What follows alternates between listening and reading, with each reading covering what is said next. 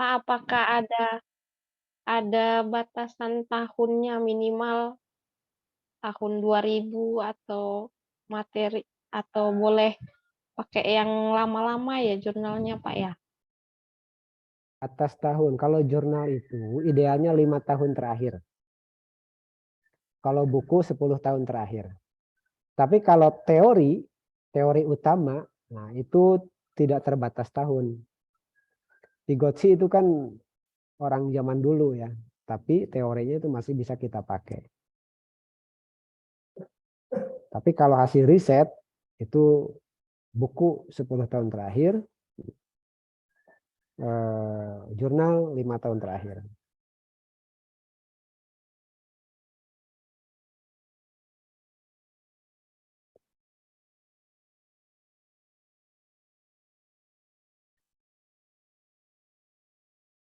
Ada lagi?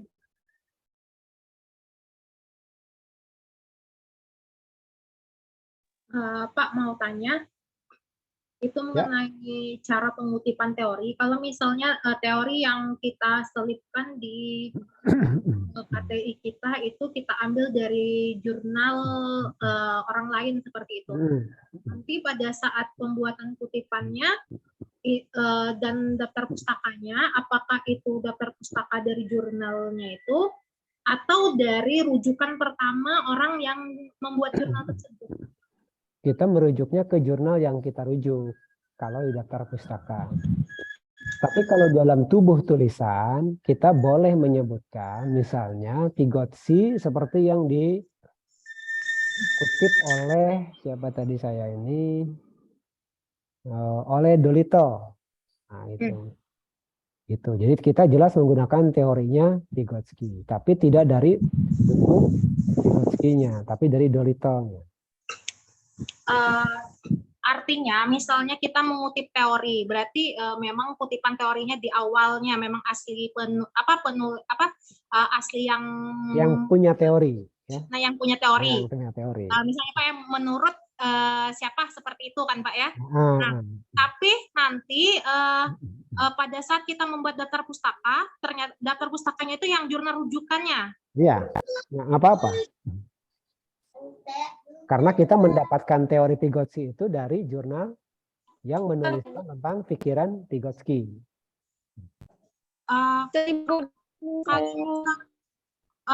Kan tadi kan misalnya teorinya kan dari memang yang pertama ya Pak ya. Biasanya kan pada saat kita membuat kutipan itu kan biasanya menurut siapa, terus kan saya pernah baca itu biasanya dia bikinin tahunnya seperti itu. Nah, makanya begini caranya tadi. Saya share ulang dulu ya. Caranya begini. Mana share screen? Nah, saya misalnya pakai Vygotsky yang dikutip oleh Dolittle. Nah, seperti cooperative learning dalam konteks pembelajaran yang melibatkan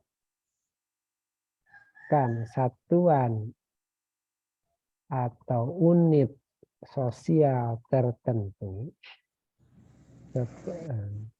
dikemukakan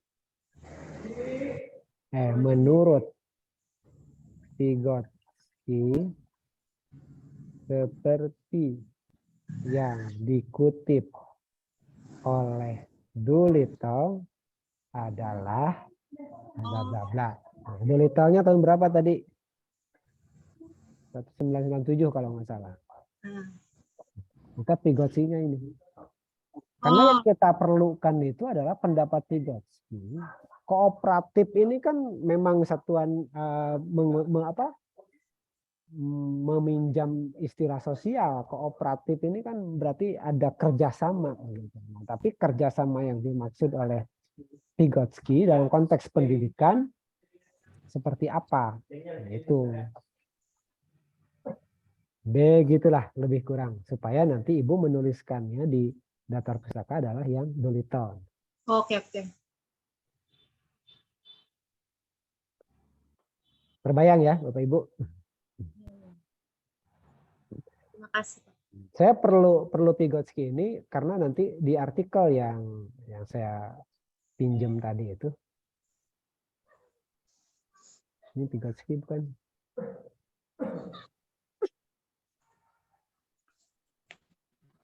Oh, ini yang Jacob. Ini cooperative learning dalam konteks apa?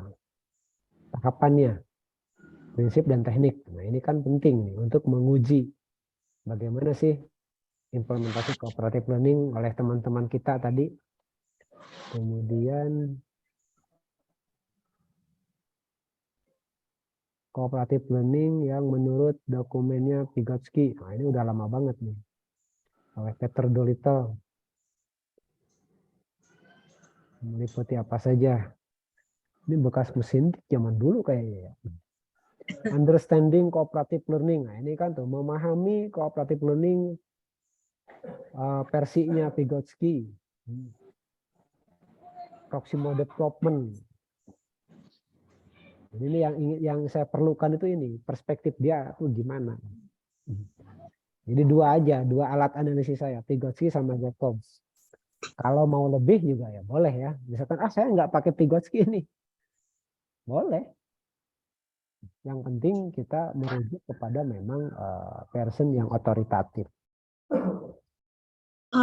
Itu Pak, kalau misalnya kita mengutip teori, ternyata rujukan misalnya itu kita mengutip teori itu dari sebuah buku dan bukunya itu seperti misalnya kayak Bapak tayangkan ini kan misalnya berbahasa asing lah seperti itu. Pada saat kita mengutip, kita meletakkan di karya kita itu apakah harus kita mengetik atau menulis versi aslinya terlebih dahulu atau boleh langsung kita terjemahkan seperti itu? Oke.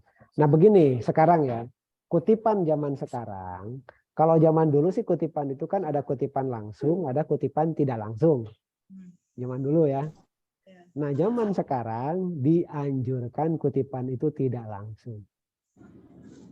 Karena kalau kutipan langsung itu patut diduga akan terbaca oleh mesin pengidentifikasi plagiasi seperti Turnitin. Ya. Gitu. Jadi dianggap kita mungkin istilahnya apa ya? Similarity check itu dianggapnya plagiasi. Peniruan. Nah, kalaupun kita menggunakan kalimat yang mendekati aslinya, itu diparafrase. Ya. Ini saya tambahkan nih di inbox. Parafrase.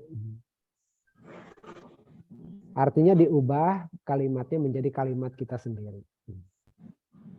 Pada saat kita terpaksa menggunakan istilah yang memang persis seperti yang diungkapkan oleh penulis.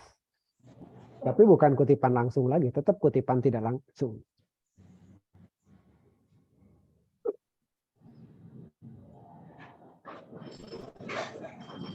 Terbayang Bapak Ibu sampai sini? Iya. Ya. Oke. Ya, aman.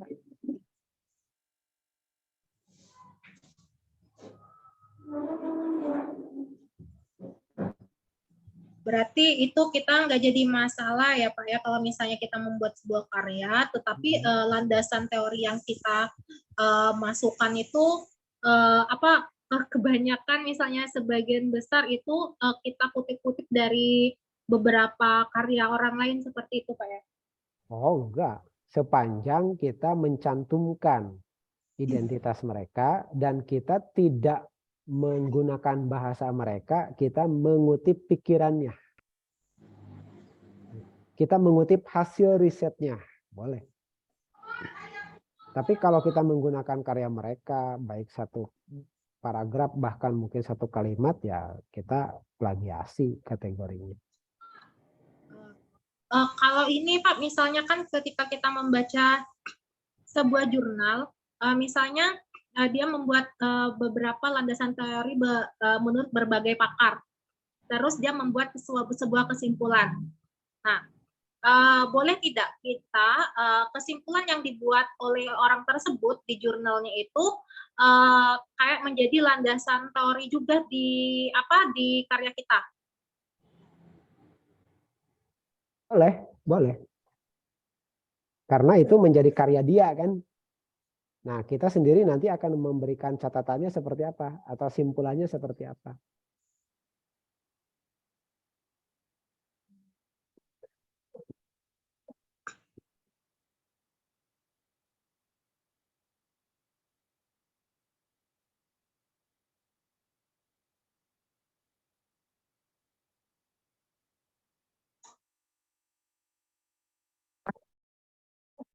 Terus Pak, misalnya di kajian teori, kan biasanya kan pertama sekali kalau di kajian teori itu kan pasti biasanya pengertian kan seperti itu. Nah, ada aturan baku tidak, Pak, kita itu kalau mengutip teori, maksudnya itu minimal berapa banyak pakar yang boleh kita ambil teorinya, pengertiannya itu untuk kita simpulkan menjadi pengertian menurut kita sendiri. Ada batasannya. Begini, kita pahami dulu teori ya. Ada deskripsi teori, ada teori. Teori itu pendapat pakar yang sudah menjadi dalil. Seperti teori Archimedes.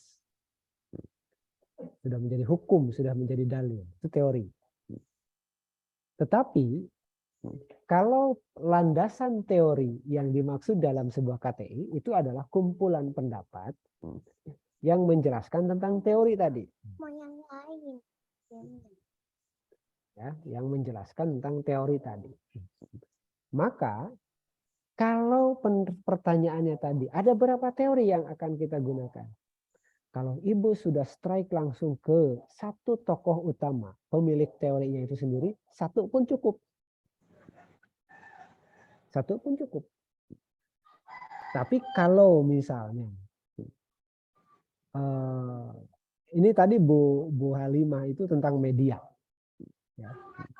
Media itu mesti merujuk ke teorinya Merowitz. Jadi cukup dengan Merowitz itu cukup. Tapi kalau misalkan mau ada turunannya itu maksudnya teori-teori lanjutan setelah Merowitz, karena Merowitz itu nulis tahun 60-an.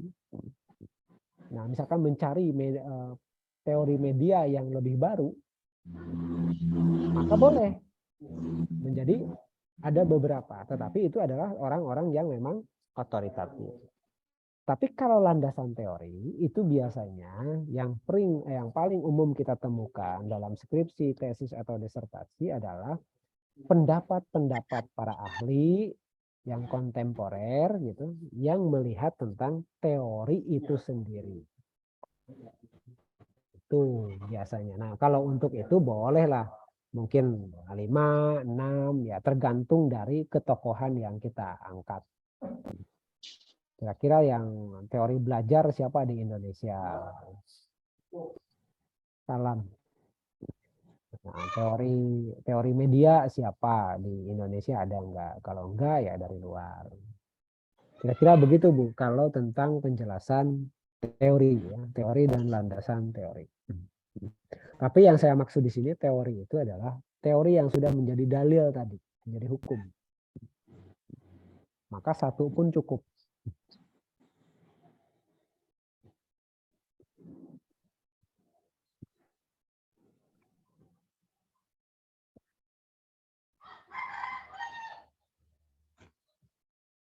Ya, yang lain silakan.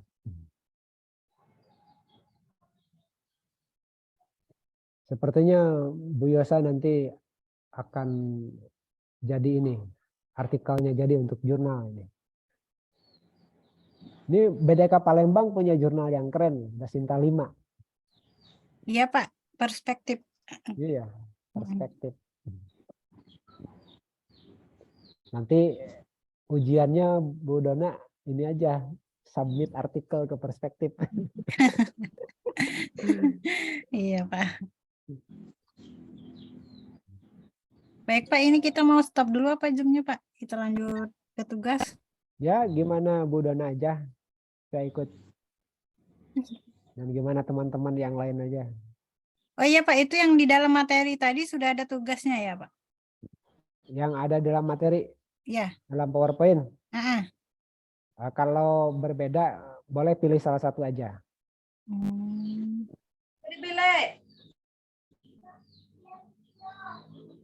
Sebentar, tadi Belum ada tugas.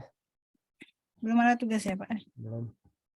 Karena ini penjelasan perbandingan kualitatif kuantitatif aja ini. Oh iya ya, baik. Jadi ini hanya nanti untuk membantu teman-teman baca-baca. Iya. Kira-kira dari yang saya jelaskan itu di bagian mana gitu. Ini kenapa saya tidak menjelaskan PowerPoint, Bu Dona? Karena dari pengalaman ya. Kalau menjelaskan PowerPoint karyanya tidak jadi gitu maksudnya. Iya Pak. Nah, saya ajak teman-teman ini praktek langsung aja. Iya baik Pak, kita tutup terlebih dahulu ya Pak. Jadi sisa 2 JP lagi di besok jam 7.30 Pak. 7.30 siap. Ya. Boleh. Nanti teman-teman juga kalau begitu mudah-mudahan datanya besok sudah ada sehingga kita besok melanjutkan ke analisis data sehingga bisa mendekati selesai lah. Biar nanti para widyaiswara yang lain kalau mau menggunakan bahan tugas ini bisa menyempurnakannya. Kan tadi pendahuluan aja baru 2 paragraf, 3 paragraf. Bisa nanti ditambah. Oke, silakan Bu Dona. Ya, terima kasih Bapak Firman atas materinya hari ini. Baik Bapak Ibu. Nah, demikian dulu pertemuan kita pada sore hari ini. Nanti kita lanjut lagi besok masih dengan pemateri yang sama yaitu Bapak Firman Nugraha dari BDK Bandung. Kita stop dulu ya Bapak Ibu. Baik Bapak Ibu, sebelum kita menutup materi hari ini, kita foto bersama terlebih dahulu ya Bapak Ibu. Tolong di-on-kan kameranya, nanti saya langsung share ke grup. Baik Bapak Ibu, ini ada 2 slide, kita print screen dulu. Slide yang pertama, kita mulai ya Bapak. 1, 2, 3. Tunggu sebentar.